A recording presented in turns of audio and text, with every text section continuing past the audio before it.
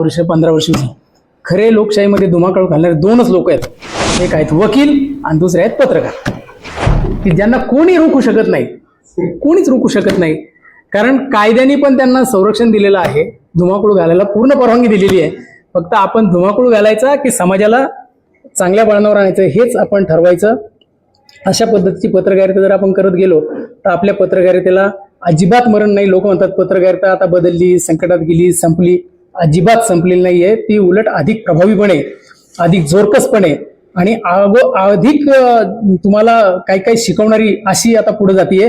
त्यामुळे पत्रकारितेबद्दल अजिबात शंका किंवा मनात काही आणण्याचं कारण नाहीये.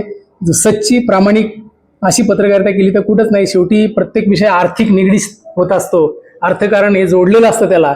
त्यामुळे मग जाहिरातीचे प्रेशर्स असतात, हे असतात, पण या सगळ्यातनं आपण पुढे जातो आणि आपल्या पद्धतीने आपण पुढे जायचं.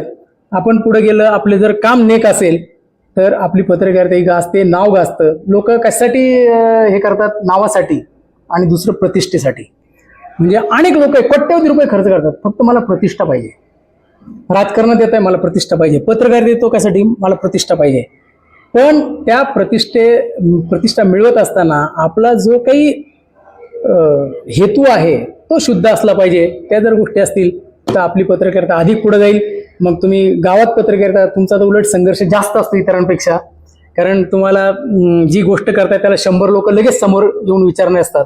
आम्ही पुण्यात करतो किंवा विधिमंडळ करतो मी किंवा इकडे करतो, ते विचारायला कोणी येत नाही. आणि येतो तर तो फार म्हणजे कुणीतरी मध्यस्थी टाकून येतो.